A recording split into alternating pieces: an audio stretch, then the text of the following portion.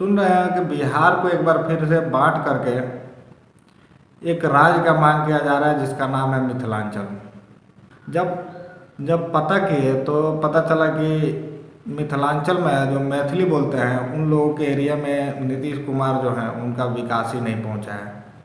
और ये कितना जायज़ है इसके बारे में हम लोग डिस्कस करेंगे।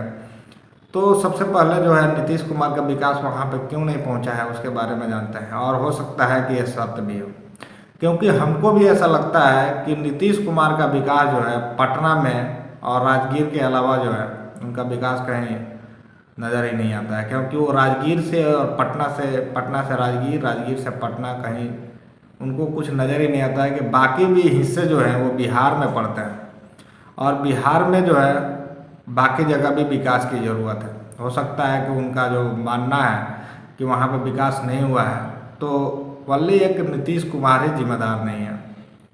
वोट तो वो दिए हैं वहाँ के संसद को और वहाँ के विधायक को, तो सवाल तो उनसे भी पूछा जाना चाहिए कि भाई हम आपके एरिया में हैं और आपके एरिया में हमने आपको वोट किया था कि आप हमको विकास करेंगे, तो हमारा विकास क्यों नहीं हुआ।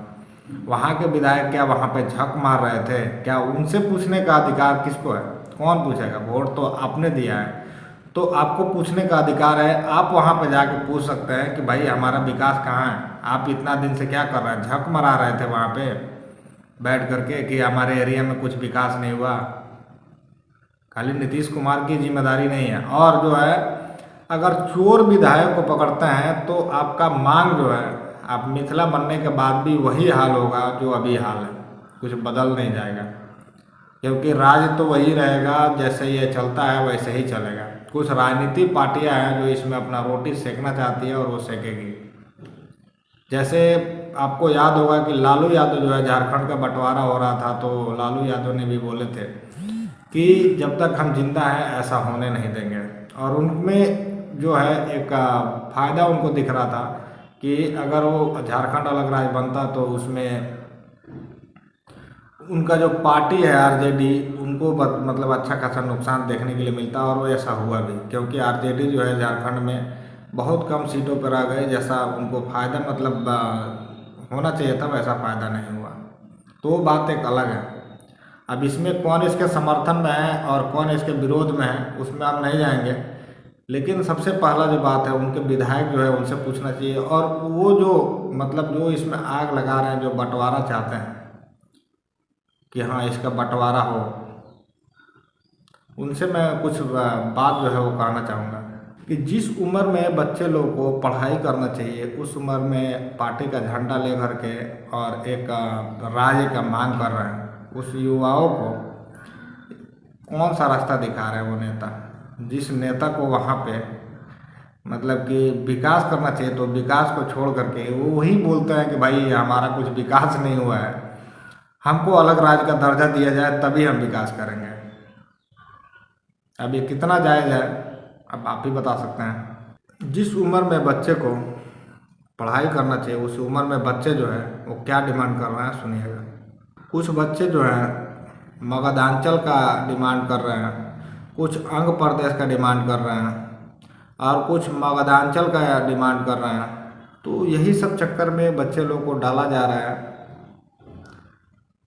और इधर जो है मैप में भी एक गड़बड़ी करके बैठे हैं। तो अब मैप में क्या गड़बड़ी है जैसा कि आप इसमें देखिएगा कि मैप में जो है मैप में बोल रहे हैं कि हमें जो जितने भी मिथिला बोलने वाले हैं उस मिथिला बोलने वाले को हमको साथ में ला के एक राज्य बनाना है, जिसमें झारखंड में भी कुछ लोग हैं जो मैथिली बोलते हैं और उनको भी लाना चाहते हैं। तो भाई एक काम कीजिए ना, टोटल 52 है जो मैथिली बोलने वाले ये हैं, तो उसमें से तो नेपाल में भी है, उनको भी लाना चाहिए। उसके ऊपर क्यों नहीं आवाज़ उठा रहे हैं? क्या नेपाल से नहीं आना चाहिए? नेपाल में मैथिली बोलने वाले लोग नहीं हैं? वहाँ से भी तो डिमांड कीजिए, नेपाल से भी तो लीजिए। खाली बिहार से और झारखंड से क्यों? नेपाल में जो है नेपाल से भी तो लाना चाहिए। और ऐसे जो लड़के हैं जो मतलब पार्टी का झंडा लेकर खोज रहे हैं और उसको लेकर दौड़ रहे हैं, उनको मैं एक चीज़ कहना चाहूँगा कि आप जो है पार्टी का झंडा ले करके ढोते रहेंगे तो वो दिन भी दूर नहीं होगा जिस दिन आपको मतलब पंजाब, महाराष्ट्र और दिल्ली जैसे जगहों पर जाकर रिक्शा चलाना पड़ेगा। तो मैं वो आपको सजेस्ट करूँगा कि अगर आप भी इसमें पड़े हुए हैं तो आप जो है वहाँ से छोड़िए और अपने काम धंधे में और अपने पढ़ाई में ध्यान दीजिए, नेता के चक्कर में मत पड़िए।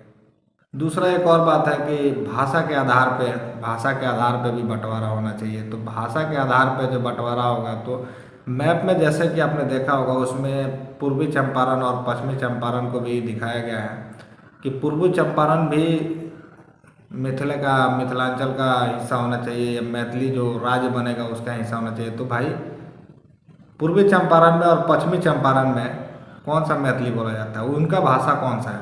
उनका भाषा तो मतलब ये नहीं है कि उनका भाषा मैथिली बोलते हैं कि उनका भी डिमांड है। तो ये राजनीतिक तौर पे डिमांड किया जा रहा है, और डिमांड करना मतलब सही भी है। नीतीश कुमार को एक संवैधानिक तरीके से मतलब मांग करना चाहिए, और इसके ऊपर जो है सवाल उठाना चाहिए, और देखा जाएगा कि इसके बारे में क्या निर्णय आता है। उसके लिए हमको इंतज़ार करना है। लेकिन नीतीश कुमार को भी सोचना चाहिए कि बिहार में जो है बहुत सारे जिला हैं, जो सब जिला में विकास की ज़रूरत है, और जो विकास का ढिंढोरा को पीट रहे हैं नीतीश कुमार इतना जैसे कि हमने विकास किया है और अपने पीठ थपथपा रहे हैं, वो जो है कहीं दिखाई नहीं दे रहा है। उनको तो लगता है कि हम तो पटना के ही मुख्यमंत्री बने हैं और हम नालंदा के ही मुख्यमंत्री बने हैं, हमको यही दो जगह पे विकास नज़र आता है, बाकी जगह जो है वहाँ पे विकास की तो ज़रूरत ही नहीं है। आपको कैसा लगता है नीचे हमको कमेंट बॉक्स में बताइएगा। धन्यवाद।